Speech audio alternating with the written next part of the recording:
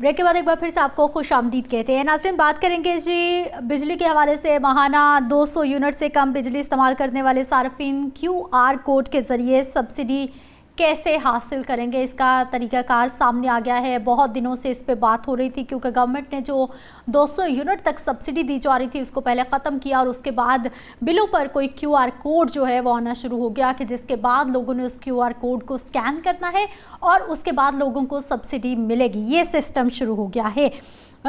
इसके साथ साथ ये भी बताया जा रहा है कि 2026 का ये स्पेशली जो टारगेटेड सब्सिडी प्लान है, प्रोग्राम है, इसके हवाले से कई रोज़ से हम देख रहे हैं कि सोशल मीडिया पर बहुत सारी चीज़ें हैं कि हमारे जो सार्फिन हैं उनका जो डेटा है वो सिक्योर नहीं रहेगा, उनकी सिक्योरिटी कहीं ना कहीं कॉम्प्रोमाइज़ हो जाएगी।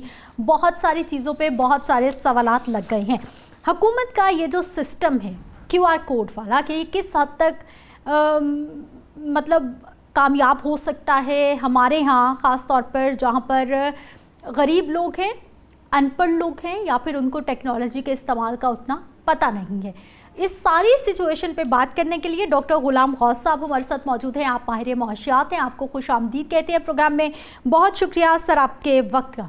डॉक्टर साहब, सबसे पहले तो हमें ये बताइए कि ये जो 200 यूनिट, पहले तो ये प्रोटेक्टेड सार्फिन की कैटेगरी में आते थे और इनको एक ख़ास जो है वो सब्सिडी मिलती थी हुकूमत की जानिब से। अब वो सब्सिडी ख़त्म हो गई है, अब QR कोड आना शुरू हो गया, उसको स्कैन करना है और आगे फिर नया सिस्टम शुरू होगा। ये सिस्टम किस हद तक इम्प्लीमेंटेशन हो सकती है इस पे, हमारे सिस्टम को मद्देनज़र रखते हुए?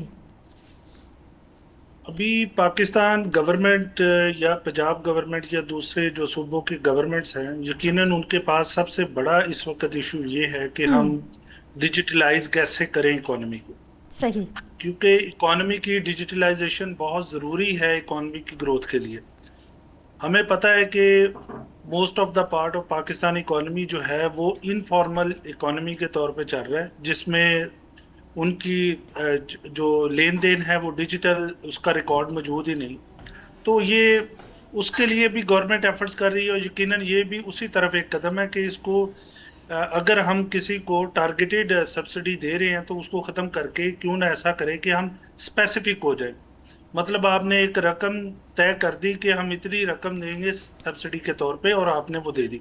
सही। इसकी बजाय आप इसकी तरह, जैसे बेनजीर इनकम सपोर्ट प्रोग्राम चलाया गया था, उसकी तरह आप ऐसा करें कि आप टारगेट करें ऑडियंस को, जिन लोगों को, उन सार्फिन को जिनको वाकई ज़रूरत है इस सब्सिडी की, और उनको टारगेट करके ये सब्सिडी दी जाए। तो ये जो क्रॉस सब्सिडी प्रोग्राम है ये है तो बड़ा बेहतरीन, क्योंकि इससे यकीनन अगर ये शफाफियत के साथ टारगेट हो जाता है तो यकीनन सही। इसका जो फायदा है वो कंज्यूमर को होगा। अच्छा डॉक्टर गुलाम साहब, ये भी कहा जा रहा है कि ये जो QR कोड है ये जब मोबाइल पे स्कैन किया जाएगा इससे कहीं ना कहीं हमारे जो सार्फिन है उनकी सिक्योरिटी कॉम्प्रोमाइज़ होगी। ये बहुत बड़ा क्वेश्चन मार्क लगाया जा रहा है इस वक्त। ये अगर आप दुनिया की जितनी बड़ी इस वक्त डिजिटल ट्रांसफॉर्मेशंस हो रही हैं, वो चाहे बैंक की हो चाहे वो किसी भी सेक्टर की हो, वो आजकल इसी जद में है कि डेटा प्राइवेसी एक बहुत बड़ा इशू बन चुका है। क्योंकि जब से AI मर्ज हुआ है इकोनॉमी के अंदर या लोगों में इसकी जो इन्वेंशन हुई है, उसके बाद जो डेटा की चोरी के जो जो इंसिडेंट्स है वो बहुत आम हो गए हैं। अब ये यकीनन एक बहुत बड़ा इशू रहेगा लोगों के लिए भी और गवर्नमेंट के लिए भी कि इसको कैसे कॉन्फिडेंशियल बनाया जाए और लोगों की डेटा की प्राइवेसी को कैसे इंश्योर किया जाए। सही। लेकिन मुझे जहां तक लगता है इसके अंदर प्रॉब्लम जो आएगा वो ये है कि पाकिस्तान की टोटल, अगर हम ये कहें ना किसी बंदे को अपना नाम भी लिखना आता है तो हम उसे भी लिटरेसी रेट में काउंट कर ले, तो पाकिस्तान तब भी 63% लिटरेसी रेट के साथ अभी वर्क कर रहा है। सही, उन लोगों को भी शुमार और कर रहे हैं जो सिर्फ अपना नाम लिखना जानते हैं। बिल्कुल, हम यकीनन वो थोड़ा बहुत जो लिखना जानता है आपने उसे भी काउंट कर लिया। अभी भी अगर आप ये देखें ना, जो पाकिस्तान की एम्प्लॉयमेंट है, उस जो एम्प्लॉयमेंट है अगर हम उसकी रेशो निकालें तो एवरेज एजुकेशन लेवल आपका 6 इयर्स आता है अब भी एम्प्लॉयमेंट के अगेंस्ट।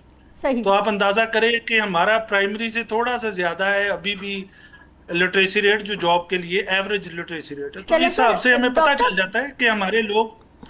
जी डॉक्टर साहब, आपने लिटरेसी रेट बिल्कुल वाजे कर दिया। अगला जो सवाल मैं आपसे करने वाली थी बिल्कुल इसी के साथ इंटरलिंक्ड है कि ये जो सिस्टम शुरू कर दिया है इसका तो फिर ये मतलब है कि वो गरीब घर जहाँ पर इंटरनेट नहीं है, जिसकी इतनी सक्कत ही नहीं है कि उस घर में एक भी स्मार्टफोन नहीं है, पहले तो उसको स्मार्टफोन चाहिए, उसको इंटरनेट चाहिए, फिर वो हर महीने कोड को स्कैन करेगा और फिर उसका कुछ सिस्टम चलेगा।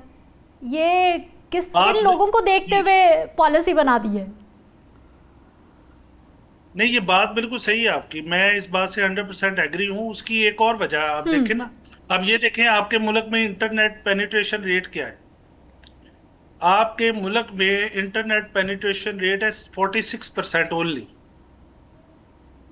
आप अभी भी आपकी आबादी का तकरीबन 40% ऐसा जो पोर्शन है जिन्होंने मोबाइल फोन सब्सक्राइब ही नहीं किया हुआ जी। या मोबाइल फोन यूज ही नहीं करते। हम्म।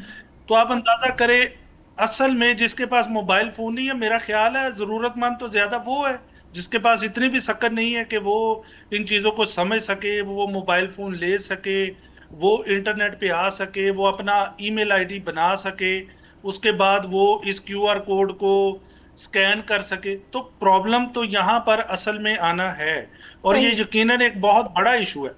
अब देखिए, पाकिस्तान एक और जो इससे भी जो बड़ी बात है वो इस तरफ लेके जाएगी पाकिस्तान इकोनॉमी को, कि आपका सर्कुलर डेट है तकरीबन 2000 अरब के करीब। अब ये जो आपने सब्सिडी करनी है, क्या आपको लगता है कि इससे आप अपने जो एक्सपेंडिचर्स हैं जो आप करने चाह रहे हैं, इलेक्ट्रिसिटी पे सब्सिडीज आप ऑलरेडी दे रहे हैं, जी। तो आप उन्हें रिड्यूस कर पाएंगे? ये एक बहुत बड़ा क्वेश्चन मार्क लग जाएगा अगर ये शफाफियत के साथ प्रोग्राम ना चला तो। सही। डॉक्टर साहब, मुझे ये बताइए सर, पहले हमने देखा कि ई चालानिंग का सिस्टम जब शुरू हुआ तो हमारे पूरे सिस्टम पे क्वेश्चन मार्क लग गया। गाड़ी किसी की, बाइक किसी की, नाम किसी के होते हैं, कई कई बार वो बिक चुकी होती है लेकिन कोई अपने नाम ही नहीं करवाता। इसी तरह से सर, जिन सार्फिन के शनाख्ती कार्ड किसी और का है, मीटर किसी और के नाम पे लगा हुआ है, ये भी एक बहुत बड़ा जो है वो नाम में फ़र्क होगा, चीज़ों में फ़र्क होगा, समटाइम हो जाती हैं ये चीज़ें, तो वो भी एक सिस्टम एरर के तौर पर उसको एक्सेप्ट नहीं किया जाएगा। बिल्कुल, वो आपको तो अपनी डायरेक्टरी को सेट करना पड़ेगा ना, ये सारी चीजें तो यकीनन ऐसा है। ये अच्छा, ये सिर्फ इसमें नहीं है, आप देखें मल्टीपल मीटर्स का एक बहुत बड़ा मसला आएगा। बिल्कुल है। एक तो ये है, मल्टीपल मीटर्स का बहुत बड़ा मसला आएगा। अब मल्टीपल मीटर्स इस तरह भी हैं कि एक घर में दो लोग रह रहे हैं, दो भाई हैं, दोनों अपना अलग-अलग घर चला रहे हैं, दोनों ने मीटर लगवाया, एक ने ऊपर लगवा लिया, एक ने नीचे लगवा लिया, और वो अपना गुजार। आप उनको भी टारगेट करेंगे जब डेटा आपके पास कलेक्ट हो जाएगा, जो कि अभी तक असेस किया जा रहा है कि ये मल्टीपल मीटरिंग वाला सिस्टम खत्म करना चाह रहे हैं। उसका सबसे बड़ा जो फायदा ये होगा इनको, कि इनको एनर्जी के ऊपर जो रिटर्न्स है वो बढ़ेंगे। जब आप एक ही मीटर से बिजली कंज्यूम करेंगे तो यकीनन आप 400-500 में चले जाएंगे, जो यूनिट्स में। अगर आप सही। 200 में रह रहे हैं तो 500 यूनिट्स पे आप दिखाएं, कॉस्ट इसकी ट्रिपल हो जाएगी। तो इसका मतलब है जो इलेक्ट्रिसिटी है उसके रिटर्न्स बढ़ जाएंगे सेक्टर के। तो ये एक लोगों के लिए भी इस वक्त ये प्रॉब्लम बनी हुई है कि क्या हम क्यूआर कोड को स्कैन करें, मल्टीपल मीटरिंग एक बंदे के नाम पे है तो इसका क्या नुकसान होगा सही। और इसके क्या फायदे। और ये जो इशू है ये हमारे सिर्फ इलेक्ट्रिसिटी नहीं, आप गैस में भी देख लें, गैस में भी ऐसा ही है। बाज लोगों को गा रहे हैं, बाज लोग मीटर किसी और के नाम का लगा हुआ है और घर किसी और का है, खरीदा किसी और ने है। तो ये बहुत सारे इश्यूज हैं, लेकिन अगर ओवरऑल देखा जाए तो मेरा ख्याल है ये एक बहुत अच्छी चीज है। और इनको इस सारे पर्पज से निकल के बिस्प का डेटा यूज करना चाहिए था, जो कि आपने इतने साल लगा के 700 अरब रुपया पर ईयर आप उसमें देते हैं। सही। तो आप बिस्प का डेटा यूज। डॉक्टर साहब, ये जो बेनजीर इनकम सपोर्ट की आप बात कर रहे हैं कि उनका डाटा इस्तेमाल कर रहे हैं, सर वहाँ पर रजिस्ट्रेशंस किस तरह से होती हैं? वो मेरा ख्याल है कि आपसे भी ढकी छुपी नहीं है और उनको हम भी अच्छे तरीके से जानते हैं। हर 1-2 साल के बाद उसका कोई नया स्कैंडल सामने आता है, हर 1-2 साल के बाद कोई नई करप्शन कहानी सामने आती है। जो बेवाएँ हैं वो बेचारी रोती फिर रही हैं, और जो खास लोग हैं, फेवरेटिज्म, रेफरेंस की बुनियाद पे उनको पैसे मिलते जा रहे हैं। सर ये भी तो होता रहा ना? बिल्कुल ऐसा है, और इसके बहुत सारे शवाहिद मिलते भी हैं, लेकिन एट सम एक्सटेंट मैं तो इसके शुरू से हक में नहीं हूँ। मैं जब से हम लोग इसको पढ़ रहे हैं, कर रहे हैं, मैं तो हमेशा ही बिस्प के खिलाफ रहा हूँ, और मैं अब भी हूँ। मैं सही। समझता हूँ कि ये वो चीज़ नहीं है जिससे आप लोगों को परमानेंट रिलीफ दे सकते हैं। ये जो बिजली वाला है, इसका भी यही प्रॉब्लम है। आपने एक आर्जी रिलीफ क्रिएट करना है, लोगों का डेटा डिजिटलाइज करना है। जब ये डेटा फुली डिजिटल हो गया तो इसके मकासद चेंज हो जाने हैं। इसका जो अल्टीमेट पर्पज है लोगों के सामने फिर आएगा, फिर पता चलेगा भी ये हुआ क्यों है, और इसके पीछे असल पर्पज था क्या गवर्नमेंट का। सही। डॉक्टर साहब मुझे ये बताइए कि ये जो निज़ाम लाया जा रहा है या निज़ाम लाने की कोशिश की जा रही है, ये वाकई हकीकत में ही जो गलत सब्सिडी है उसको रोक लेगा या फिर ये नए मसाइल पैदा कर देगा? पाकिस्तान में चूंकि डिजिटलाइजेशन का इतना ज्यादा रवाज नहीं है, तो मेरा ख्याल है इनिशियली ये प्रोग्राम काफी ज्यादा प्रॉब्लमेटिक रहेगा।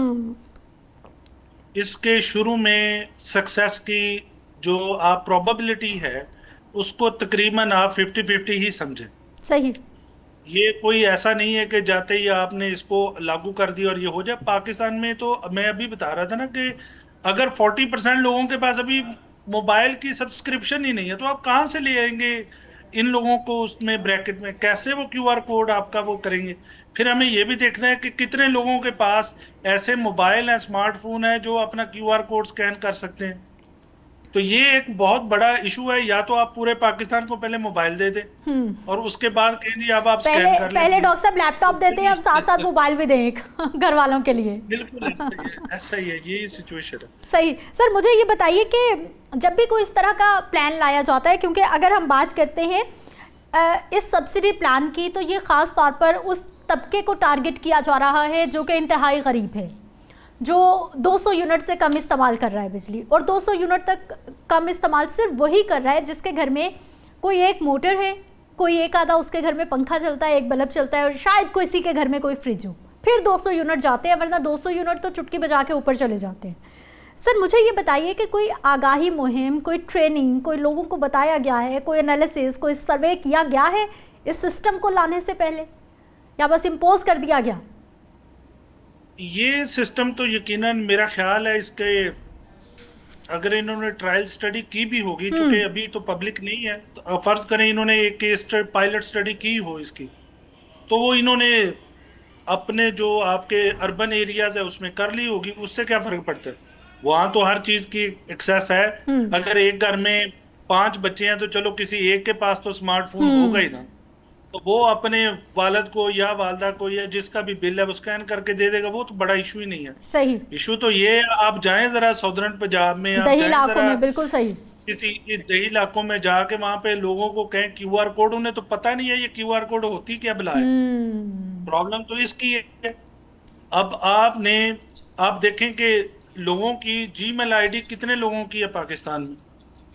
तो जब आप इस तरह की सिचुएशंस करते हैं, या तो आप इसका एक ट्रायल चलाएं, आप इसको इम्प्लीमेंट ना करें। सही। आप इसको ट्रायल वर्जन में चलाएं 4-5 साल, जब आपको लगे कि अब इसका इनफ अमाउंट में डेटा हमने कलेक्ट कर लिया है, और फिर आप इसको इम्प्लीमेंट करें, तो इसकी कोई सेंस बनती है। सही। अभी तो यकीनन ये एक कदम उठाया है। मैं इसको खुला मतलब आम बिल्कुल स्ट्रेट फॉरवर्ड बुरा नहीं कहता, क्योंकि डिजिटलाइजेशन तो होनी ही चाहिए। इकोनॉमीज ने ग्रो ही तभी करना है।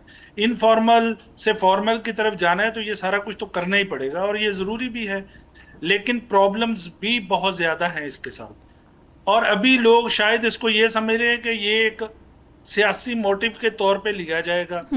हो सकता है उन लोगों का एक आपने थोड़ा सा ध्यान लेने की कोशिश की है, जो पिसा हुआ तबका है इस मुल्क का। आपने अभी बिल्कुल करीब आके उनके पास आपने एक रिलीफ दे दिया उन्हें, और बिस्प के जरिए भी आपको पता है किन किन लोगों ने रिलीफ लिया और क्या होता रहा है। और डॉक्टर साहब, बेनजीर इनकम सपोर्ट प्रोग्राम बिस्प की आप पहले भी बात कर रहे थे, अभी फिर आपने हवाला दिया है। गवर्नमेंट ने ये प्लान किया है कि जो वहाँ पर रजिस्टर्ड लोग हैं उनको भी ये सहूलत दी जाएगी, उनको भी सब्सिडी दी जाएगी, उनको भी प्लान में शामिल किया गया है। मेरा ख्याल है बिस्प का डेटा जो है वो ऑलरेडी इनफ था। उसको मैडम सानिया निश्तर किसी दौर में देख रही थी। उन्होंने कैसर बंगाली साहब ने उसको जब बनाया था बिस्प का इनिशियल ड्राफ्टिंग में, सारा उन लोगों ने एक बाद में जो पीटीआई के दौर में मैडम सानिया ने उसको देखा, तो इन लोगों ने खासी उस पर मेहनत की है। और बिस्प का एक प्रॉपर इनके पास यूनिट है जो वर्क करता है, और उन्होंने एक अच्छा खासा इनरिच किस्म का डेटा नादरा के साथ अटैच करके कलेक्ट किया हुआ है। तो आप इसको टारगेट बिस्प के साथ करते, आपने इसको जो टारगेटिंग की है आमतौर पे, अब क्यूआर कोड की मिसाल है, मैंने अभी तक स्कैन नहीं किया, सही। तो जो पढ़े लिखे लोग भी इसको नहीं कर रहे, मतलब हम लोग कुछ जो लोग इसको देख रहे हैं कि अभी हम्म। इसका ट्रायल वर्जन चल रहा है, देखते हैं इसके क्या नतीजे निकलते हैं और उसके बाद इसको देखेंगे कि कैसे फॉर्मलाइज करना है। ठीक तो है ये चीजें डॉक्टर समझ। डॉक्टर गुलाम गौस साहब, आप सर हमारे साथ मौजूद रहे, बहुत शुक्रिया आपके टाइम का। लेकिन बहुत सारे सवालात जन्म लेते हैं जब भी इस तरह का कोई भी प्लान गवर्नमेंट देती है, स्पेशली डिजिटलाइजेशन के हवाले से। और डिजिटलाइजेशन किन के लिए लाई जा रही है? जिनके पास शायद स्मार्टफोन भी नहीं होगा, इंटरनेट भी नहीं होगा, उनको आप किस तरह से इस सिस्टम में लाएंगे, ये सबसे बड़ा क्वेश्चन मार्क है। एक ब्रेक पे जाते हैं, वापस आएंगे, कुछ मज़ीद टॉपिक्स पे बात होगी।